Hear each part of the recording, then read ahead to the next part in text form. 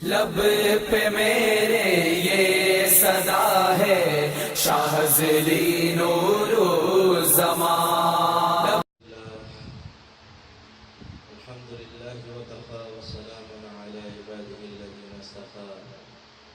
أما بعد أعوذ بالله من الشيطان الرجيم. بسم الله الرحمن الرحيم. والذين آمنوا أشد حبا لله. بسم الله الرحمن الرحيم. فذكر فإن الذكر تنفع المؤمنين. صدق اللہ العظیم وصدق رسولہ النبی الکریم.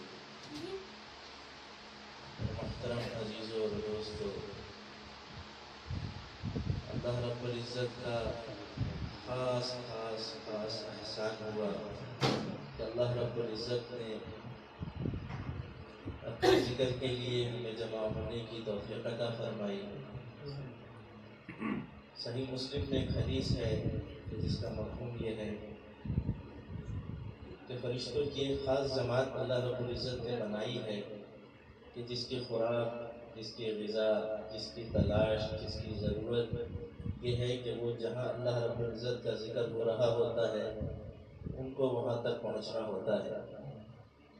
اور پھر وہ فرشتے جب ایسی جگہ کو پا لیتے ہیں کہ جہاں اللہ کا ذکر ہو رہا ہوتا ہے تو دوسرے فرشتوں تک پیغام پہنچاتے ہیں، ان کو اطلاع کرتے ہیں اور ان کو بھی بلاتے ہیں.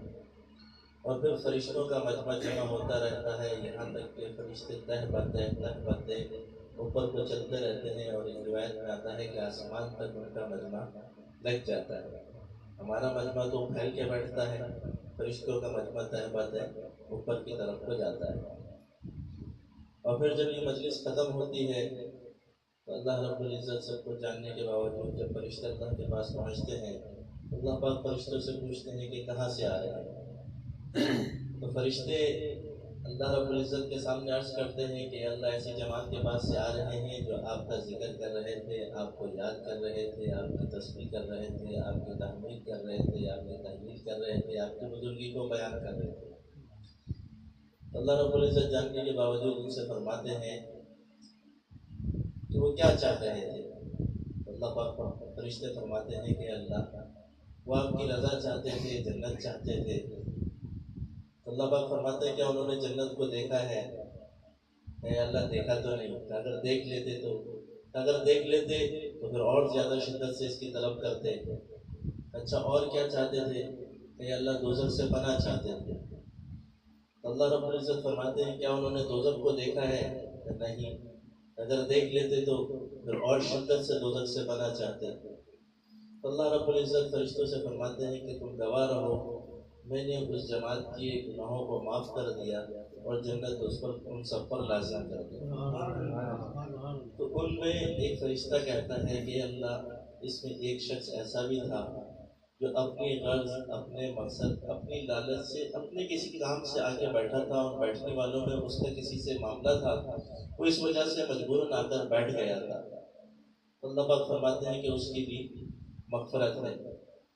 تو فرشتے تعجب کے ساتھ ایک دوسرے کو دیکھنے لگتے ہیں. حیرانگی ہوتی ہے کہ کچھ لوگ تو وہ تھے جو طلب کے ساتھ آئے، کاموں کو چھوڑ کر آئے، ضرورتوں کو آگے پیچھے کر آئے، جن کا مقصد ہی اللہ کا ذکر تھا. اور کہاں وہ شخص جو مجبوراً آ کے ان میں شریک ہوا. تو یہ دونوں برابر سرابر، دونوں کے لیے ایک ہی فیصلہ. تو فرشتوں کی یہ تعجب دیکھتے ہوئے اللہ پاک فرماتے ہیں کہ یہ بیٹھنے والے اتنے معزز اور مکرم تھے تو ان کی شان کے لیے یہی مناسب ہے کہ جو ان کے ساتھ بیٹھے اس کی بھی مغفرت کر دی جائے. میرے محترم عزیزوں دوستو، یہ اللہ کا فضل، اللہ کا احسان کہ ہمیں اللہ رب العزت نے اپنے ذکر کے لیے آپس میں جڑنے کی، بیٹھنے کی، سننے کی، کہنے کی توفیق عطا فرمایا. جو آیت آپ کے سامنے پڑھی گئی اس کا ترجمہ لفظ یہ بنتا ہے والذین آمنوا اشد حبا للہ. جو اللہ رب العزت سے محبت کرتے ہیں، جو ایمان والے ہوتے ہیں وہ اللہ سے محبت میں شدید ہوتے ہیں. یعنی اللہ کی محبت ان کے اوپر ہر محبت پر غالب ہوتی ہے. ان کے دل میں اللہ کی محبت شدید ہوتی ہے. یہ اللہ رب العزت نے جو دل دیا ہے یہ اپنی محبت کے لیے دیا ہے. جسم کے ہر حصے کا ایک کام ہوتا ہے، ایسے ہی دل کا اللہ رب العزت نے ایک کام بنایا ہے کہ دل کا کام کیا ہے کہ اللہ رب العزت سے محبت کرنا ہے۔ اس کا وظیفہ کیا ہے کہ اللہ رب العزت سے محبت کرنا ہے۔ کہتے ہیں پتھر سے ہو، خدا سے ہو یا پھر کسی سے ہو، آتا نہیں ہے چین محبت کیے بغیر۔ دل بہر محبت ہے، محبت ہی کرے گا، تو لاکھ اس کو بچائیے کسی پہ تو مرے گا۔ دل کا کام، دل کا وظیفہ، دل کا پیشہ، دل کا مقصد محبت کرنا ہے۔ یہ کسی نہ کسی سے محبت کرے گا۔ اگر اس کو اللہ سے محبت پہ نہ لگایا تو پھر یہ کبھی کپڑوں سے محبت کرتا ہے، کبھی جانوروں سے محبت کرتا ہے، کبھی خوشبوؤں سے محبت کرتا ہے، کبھی عمارتوں سے محبت کرتا ہے، کبھی سواریوں سے محبت کرتا ہے، کبھی خوشبوؤں سے محبت کرتا ہے، کبھی عورتوں سے محبت کرتا ہے۔ یعنی چیزوں کی محبت میں یہ الجھ جاتا ہے اگر اس کو اللہ کی محبت میں نہ لگایا جائے۔ اور جب یہ اللہ کی محبت میں لگ جاتا ہے تو میرے محترم عزیزوں دوستوں، یہ دل قیمتی بن جاتا ہے۔ اللہ رب العزت کے نزدیک قیمتی دل کون سا ہے؟ جس میں اللہ کی محبت ہو۔ جس دل میں اللہ کی محبت نہ ہو، اللہ کے غیر کی محبت ہو، وہ دل اللہ کے نزدیک بے قیمت ہے، بے حیثیت ہے۔ جیسے مثال کے طور پہ گھر کے اندر بہت سارے صندوق، بہت ساری پٹاریاں ہوتی ہیں، اور ہر پٹاری، ہر صندوق، ہر ڈبے کے اندر الگ سامان ہوتا ہے، لیکن عورت کے لیے سب سے قیمتی، سب سے اہم پٹاری یا سب سے اہم ڈبہ اس کے لیے وہ ہوتا ہے جس کے اندر اس کا قیمتی سامان ہوتا ہے، جس کے اندر اس کا جولری سیٹ ہو، جس کے اندر اس کا سونا ہو، جس کے اندر اس کی بالیاں ہوں، جس کے اندر اس کی چوڑیاں ہوں۔ وہ ڈبہ گھر کے اندر اس کے لیے سب سے زیادہ قیمتی ہوتا ہے۔ وہ عورت کہیں جائے تو اس ڈبے کو احتیاط کے ساتھ رکھ کر جاتی ہے، کہیں سے واپس آئے تو پہلے اس ڈبے کو دیکھتی ہے کہ وہ ٹھیک ہے، وہ سامان خیریت سے موجود ہے، پھر اس کو تسلی ہوتی ہے۔ تو اس کی قیمت، ڈبے تو بہت سارے ہیں، صندوق تو بہت سارے ہیں، پٹاریاں تو بہت ساری ہیں، کسی میں لحاف ہیں، کسی میں کپڑے ہیں، کسی میں کچھ سازو سامان موجود ہے، لیکن قیمتی وہ ہے جس کے اندر سامان قیمتی موجود ہے۔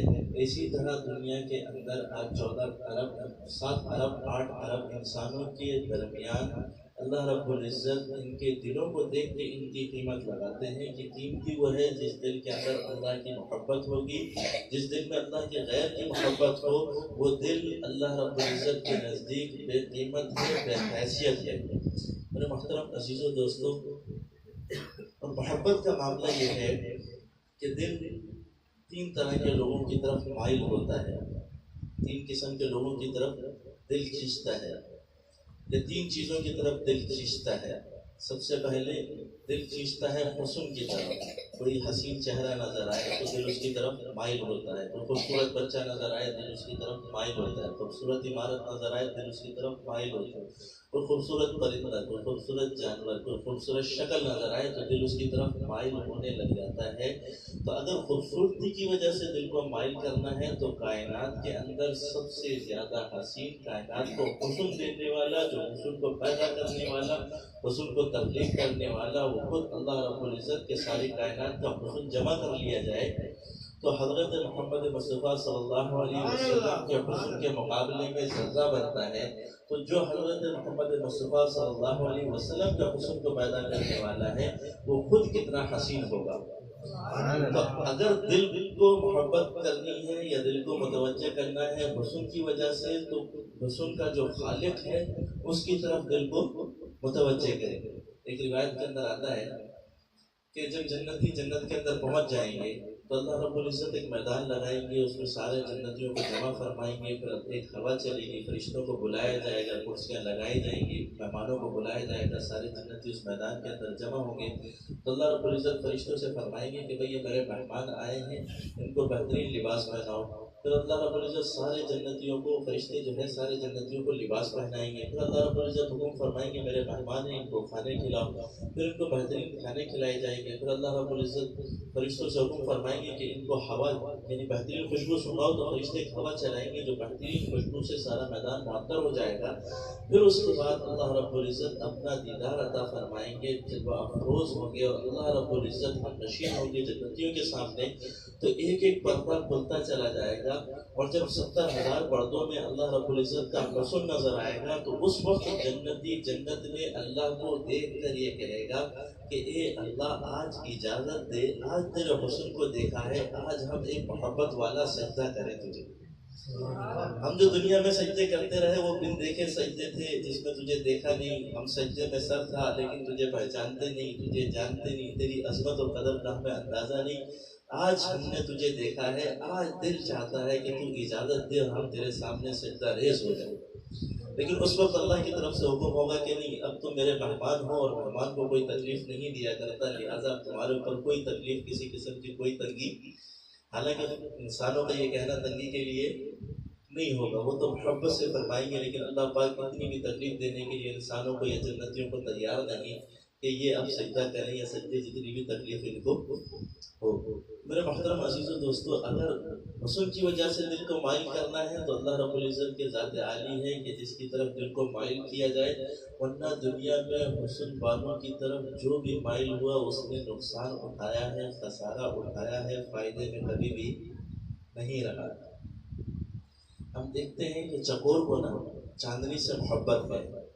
چکور 14ویں رات کے اندر چاند کی طرف اڑنا شروع کرتا ہے، اس کی چاندنی سے اس کو محبت ہے تو چاند کی طرف اڑنا شروع کرتا ہے، اڑتا رہتا ہے، اڑتا رہتا ہے، اڑتا رہتا ہے۔ جتنا اس میں دم ہوتا ہے زمین کی کشش سے باہر نکل نہیں سکتا، لیکن اپنی آخری قوت تک وہ زور لگاتا ہے، اور جب اپنی آخری قوت اس میں ختم ہو جاتی ہے تو نڈھال ہو جاتا ہے، پھر وہ زمین کی طرف گرنا شروع ہوتا ہے اور زمین پر گرتے ہی اس کا دم نکل جاتا ہے۔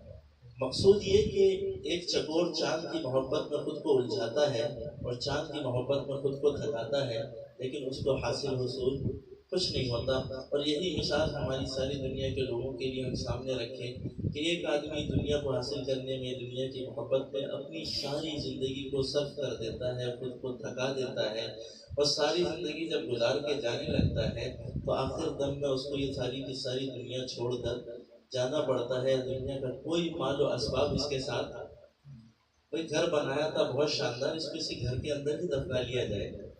اس گھر سے اس کو بڑی محبت تھی، کروڑوں روپے خرچ کر کے اس نے مکان بنایا، تو کیوں نہ اس کی تدفین اسی گھر میں ہی کر لی جائے، لیکن اب گھر والے بھی اس کو گھر میں رکھنے کو تیار نہیں ہوتے۔ تو میرے محترم عزیز و دوستو، اگر دل کو لگانا ہے تو اللہ کی ذات عالی سے لگایا جائے۔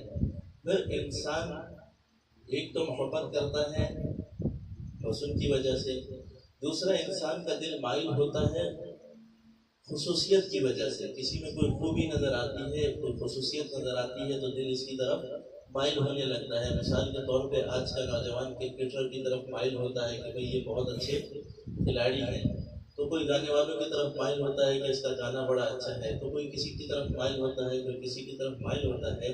تو اگر خوبی دیکھنی ہے تو پھر اللہ رب العزت کی ذات عالی کی خوبیوں کو دیکھا جائے کہ اللہ رب العزت تو زبردست کمالات والے، زبردست جمالات والے، زبردست طاقت والے، زبردست قدرت والے، ایسی ایسی مخلوقات کو پیدا کرنے والے کہ انسان کی سوچ اور عقل حیران رہ جاتی ہے کہ اللہ رب العزت نے کیسا زبردست آسمان بنا ڈالا کہ ہمیں کہ اس سارے آسمان میں صبح دیکھو تو الگ رنگ ہے، دوپہر میں دیکھو تو الگ رنگ ہے، شام میں دیکھو تو الگ رنگ ہے، رات کے پہر میں دیکھو تو یہ آسمان موتیوں سے، ستاروں سے سجا ہوا ہے۔ ہمیں اپنی چھت کا رنگ کرنا ہو تو سالوں لگ جاتے ہیں اس کے پینٹ کو تبدیل کرنے کے اندر، اور اللہ رب العزت ایک ایسے آسمان کو دن میں 4 دفعہ اس کے رنگ اللہ پاک تبدیل فرما دیتے ہیں۔ اور پھر صرف آسمان نہیں، آدمی زمین کو دیکھے تو زمین کو بنانے والے کی زبردست زمین کی تخلیق ہے کہ کیسے اللہ رب العزت نے زمین کو بنایا کہ نہ اتنی نرم کہ اس کے اندر آدمی دھس جائے، چلنا چاہے تو آدمی اس کے اوپر چل جائے، لیکن یہ نرم اتنی کہ ننھی سی کھوپڑ اس کی زمین کو چیر کے زمین کے سیرے کو پھاڑ کر زمین میں سے نکل آتی ہے۔ اب سخت بھی اور نرم بھی ایک ہی مخلوق۔ پھر اس زمین کے اندر اللہ رب العزت نے بے شمار معدنیات کو رکھ دیا، سونا اس زمین سے، چاندی اس زمین سے، پیٹرول، مٹی کا تیل اس زمین سے، پھر یہ تو معدنیات، بے شمار معدنیات، پھر اس کے بعد پھل، ہر قسم کے پھل اللہ رب العزت اس زمین سے نکال رہے ہیں۔ پھلوں پہ آدمی غور کرے تو عقل حیران رہ جائے کہ کتنے قسم کے، ہر الگ ذائقے کے، ہر الگ حیت کے، ہر الگ نوعیت کے اور ہر الگ خصوصیت کے پھل، کہ کوئی پھل آنکھوں کو فائدہ دیتا ہے، کوئی پھل دل کو مضبوط کرتا ہے، کوئی پھل دماغ کو مضبوط کرتا ہے، کوئی پھل ہڈیوں کو مضبوط کرتا ہے۔ پھر پھلوں کی رنگت الگ، پھر پھلوں کی خصوصیت الگ الگ۔ آدمی مالٹے کو دیکھے، کینو کو دیکھے، موسمی کو دیکھے، یہ شکل ایک ایک لیکن ان سب کی خصوصیات الگ الگ۔ پھر آدمی کیلے کو دیکھے تو لگتا ہے کہ حلوے کو کسی نے خاص پیکنگ کے اندر کھڑا کر کے رکھ دیا۔ پھر آدمی انار کو دیکھے تو لگتا ہے کہ موتیوں کو خاص کسی فنکاری کے ساتھ ایک ایک موتی کو اللہ رب العزت نے کیسے جوڑ دیا۔ ہر پھل کو دیکھے تو اس کے اندر اللہ رب العزت کی کاریگری نظر آتی ہے کہ کیسے اللہ رب العزت نے ایک ایک پھل کو، ایک ایک چیز کو کیسے اللہ رب العزت نے وجود بخشا۔ پھر پھل کے علاوہ آدمی دیکھے کتنی قسم کے درختوں کو اللہ رب العزت نے زمین پہ وجود دیا، کتنی قسم کی سبزیوں کو اللہ رب العزت نے زمین پہ وجود دیا، پھر کتنی قسم کے چوپاؤں کو، کتنی قسم کے درندوں کو، فضا میں اڑنے والے طرح طرح پرندوں کو، سمندر میں رہنے والی قسم قسم کی مچھلیوں کو اور قسم قسم کی مخلوقات کو اللہ رب العزت نے محض اپنی قدرت سے بنایا۔ اور ان سب کے بنانے میں اللہ رب العزت کو نہ تھکنا پڑا، نہ محنت لگی، نہ کسی مٹیریل کی ضرورت پڑی، نہ کسی سے مشورہ لینا پڑا۔ ہمیں ایک مکان تعمیر کرنا ہو تو ہم سب سے پہلے زمین کے محتاج، پھر اس کے بعد ہم انجینئر کے محتاج کے نقشہ بنے گا، پھر اس کے بعد ہم گارے مٹی کے محتاج، پھر اس کے بعد ہم مزدور کے محتاج، پھر اس کے بعد ہم سریے کے محتاج۔ یہ ساری چیزیں مل کے جمع ہوں تب جا کے ہماری کوئی عمارت کھڑی ہو سکتی ہے، کوئی چیز تعمیر ہو سکتی ہے۔ لیکن اللہ رب العزت نے اس ساری کائنات کو بنایا تو اس کے بنانے میں اللہ رب العزت ذرہ برابر بھی کسی کے محتاج۔ زمین بنائی تو ایک الگ حیت ہے، پھر ہوا اس کے اندر رکھی تو نہ نظر آنے والی، محسوس ہونے والی عجیب شے ہے۔ ہوا ایک عجیب شے ہے کہ نظر لیکن محسوس، پھر اس کی گرمی بھی محسوس ہوتی ہے، اس کی ٹھنڈک بھی محسوس ہوتی ہے، اس کی حرارت بھی محسوس ہوتی ہے، اس کی برودت بھی محسوس ہوتی ہے کہ یہ گرم ہے، یہ ٹھنڈی ہے، یہ فائدے والی ہے، یہ نقصان والی ہے۔ ایسی اللہ کی عجیب قدرت ہے۔ پھر اللہ رب العزت نے پانی کو بنایا تو پانی کے اندر اللہ رب العزت نے کیسے عجیب معاملہ رکھ دیا کہ ہم ہر چیز میں پانی کے محتاج، پانی کے بغیر زندگی کا گزارنا مشکل ہے۔ ہمیں پینے کے لیے خود پانی کی ضرورت، ہمیں نہانے کے لیے پانی کی ضرورت، اپنے کپڑوں کو صاف کرنے کے لیے پانی کی ضرورت، اپنے گھروں کو صاف کرنے کے لیے پانی کی ضرورت، اپنے بدن کو پاک کرنے کے لیے ہمیں پانی کی ضرورت، اور پھر وجود بھی ہمارا پانی کے ذریعے سے۔ یہ عجیب اللہ رب العزت کی قدرت ہر معاملے کے اندر۔ تو اگر خصوصیات کو دیکھ کر محبت کرنی ہے تو آدمی اللہ رب العزت کی خصوصیات کو دیکھے کہ کیسے اللہ رب العزت کی زبردست کاریگری ساری کائنات کے اندر پھیلی ہوئی۔ پھر میرے محترم عزیزو دوستو، انسان کا دل مائل ہوتا ہے تو پھر احسانات کی وجہ سے اپنے محسن کی طرف مائل ہوتا ہے کہ جس کا احسان سب سے زیادہ ہو، آدمی کا دل اس کی طرف مائل ہونے لگتا ہے۔ تو احسانات میں ہم دیکھیں تو ہمیں اللہ رب العزت کے احسانات سب سے زیادہ نظر آتے ہیں کہ اللہ رب العزت نے ہمیں ماں کے پیٹ کے اندر تخلیق کیا، وہاں پہ ہماری ساری ضرورتوں کو پیدا کیا، پورا کیا۔ یعنی آنکھ کی ضرورت دنیا میں آنے کے بعد ہے، لیکن یہ ضرورت پوری کہاں ہو رہی ہے؟ ماں کے پیٹ کے اندر۔ دانتوں کی زبان کی ضرورت باہر آنے کے بعد ہے، لیکن یہ ضرورت کہاں ہو رہی ہے؟ پھر اس ساری تخلیق میں ماں کے پیٹ کے اندر اللہ رب العزت اس کے ہاتھ بھی بنا رہے ہیں، اس کے ناخن بھی بنا رہے ہیں، اس کی ہڈیاں بھی بنا رہے ہیں۔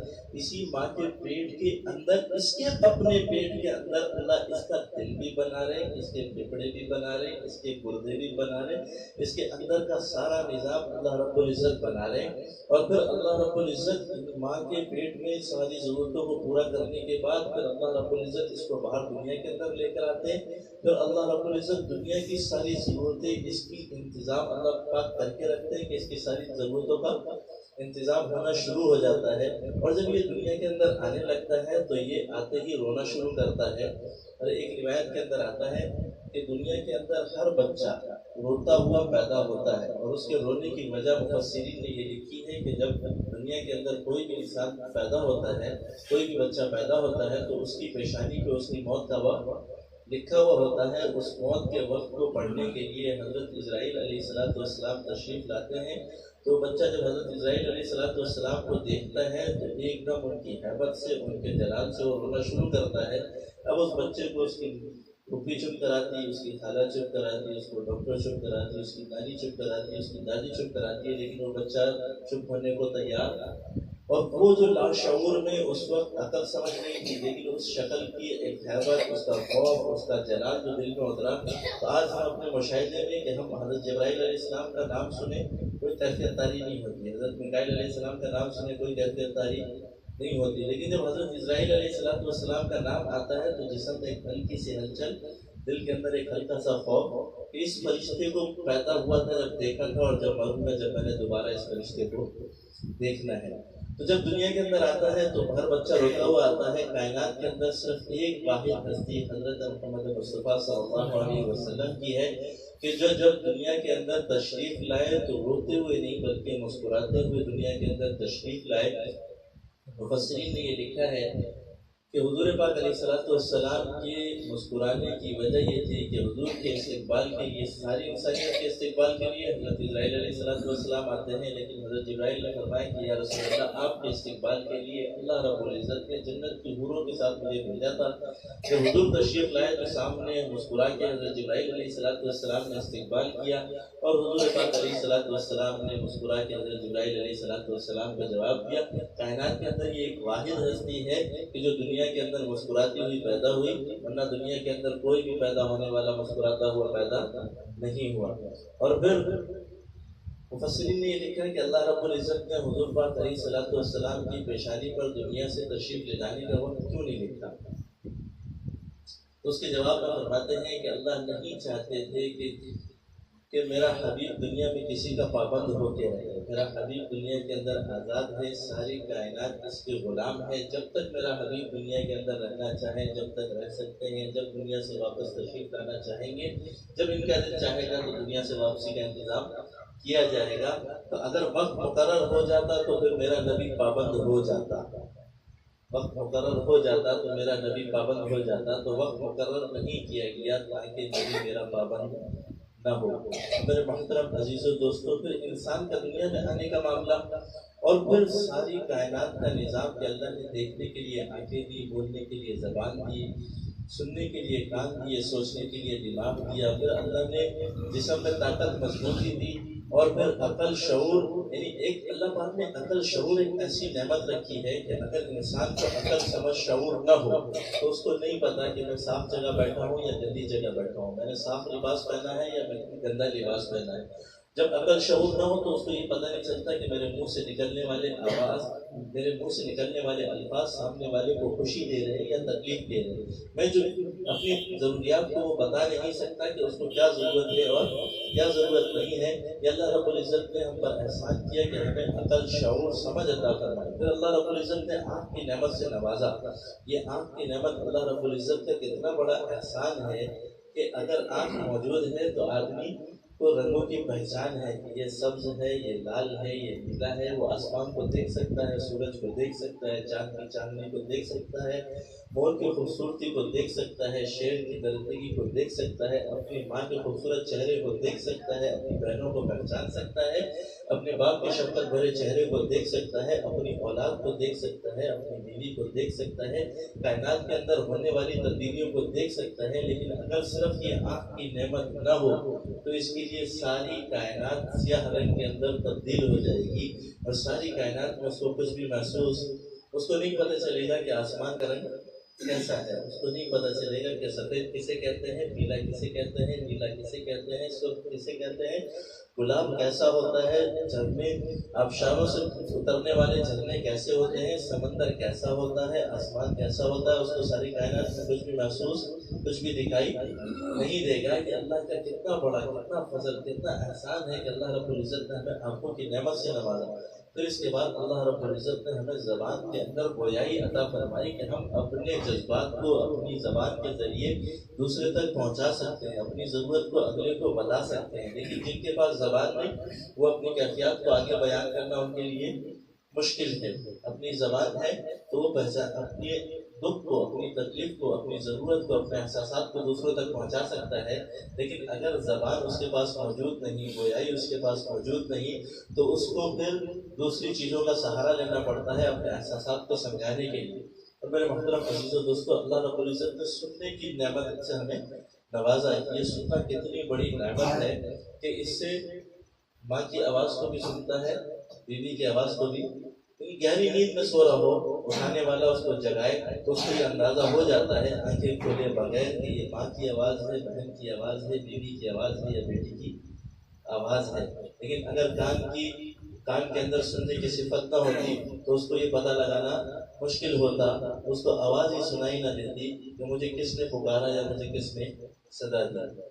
تو میرے محترم عزیزو دوستو، اگر احسانات کی وجہ سے محبت کی جائے تو اللہ رب العزت کی ذات عالی اس قابل ہے کہ اس کے احسانات کو سامنے رکھتے ہوئے، یہ تو صرف احسانات اپنی ذات کے اعتبار سے نا، ساری کی ساری کائنات اللہ رب العزت کے احسانات سے بھری ہوئی۔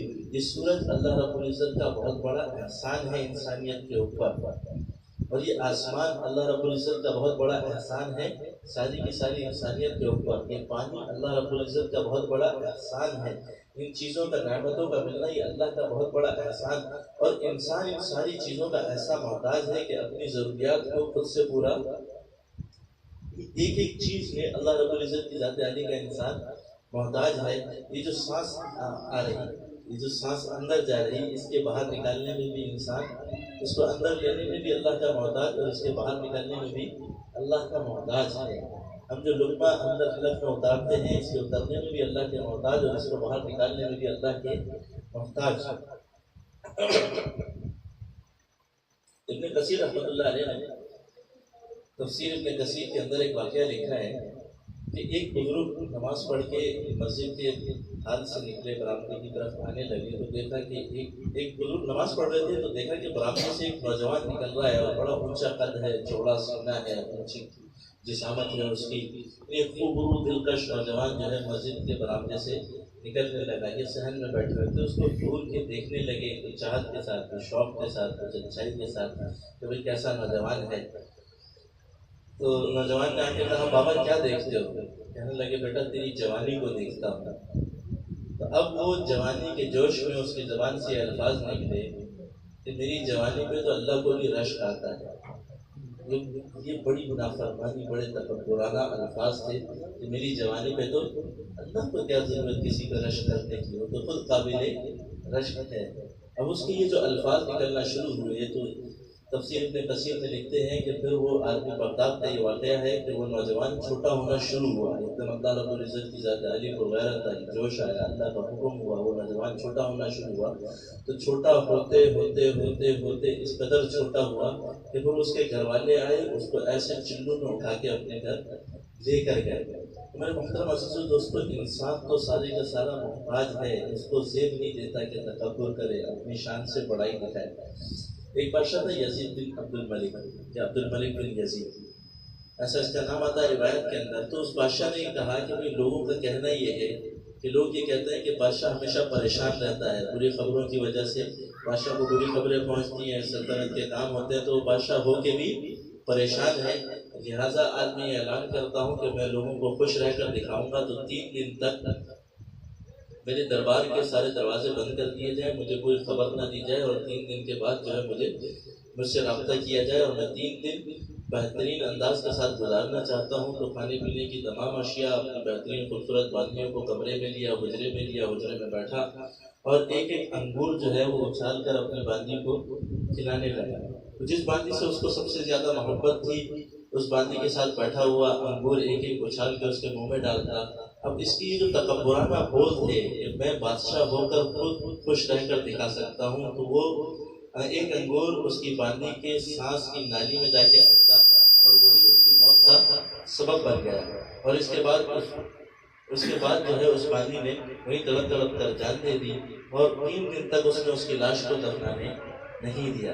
تو میرے محترم عزیزو دوستو، جو یہ دعوت، اللہ رب العزت کو دعویٰ پسند ہے، اللہ رب العزت کو عاجزی پسند ہے۔ ہم اللہ رب العزت کے احسانات کا شکر ادا کریں کہ اللہ رب العزت نے ہمیں بے شمار نعمتوں کے ساتھ نوازا ہے۔ اب اللہ رب العزت کے ساتھ محبت کا حق یہ ہے کہ اللہ کے حکموں کو مانا جائے، اللہ کے حکموں کو پورا کیا جائے، اپنی زندگی کو اللہ کے احکامات کے پورا کرنے میں لگایا جائے۔ یہ میرے محترم عزیزو دوستو بڑی مختصر سی زندگی ہے۔ انسان اس دھوکے میں ہے کہ میری زندگی بڑی طویل ہے، بڑی مختصر سی زندگی ہے۔ شروع کے 14، 15، 16 سال تو لاشعور کی زندگی میں گزر جاتے ہیں، اور پھر 60 سال کے بعد ویسے ہی زندگی ہو تو بھی کسی کام کو کر نہیں سکتا، مسجد میں بیٹھے نماز کے لیے پہنچے تو بیچارہ کرسی پہ بیٹھ کے نماز پڑھ سکتا ہے، پھر اپنے سر کو سجدے میں رکھنا بھی اس کے لیے مشکل ہو جاتا ہے۔ میرے محترم عزیز و دوستو، اللہ رب العزت کی ذات عالی سے تعلق بنانا ہم سب کی ضرورت ہے۔ ہم یہ آج بیٹھ کے نیت کریں، یہ عزم کریں، یہ طے کریں کہ ہم اپنی زندگی کو اللہ کے حکموں کے مطابق گزاریں گے۔ آج سے پہلے جو کچھ ہوا اس پہ توبہ کریں، دل سے ندامت ہو، اللہ سے معافی ہو، اور آئندہ یہ عزم کریں اور یہ دل میں طے کریں کہ اللہ ہی سے محبت کریں گے، اللہ ہی سے دل لگائیں گے اور اپنی زندگی کو اللہ رب العزت کے حکموں پہ گزاریں گے۔ وآخر دعوانا الحمدللہ رب العالمین۔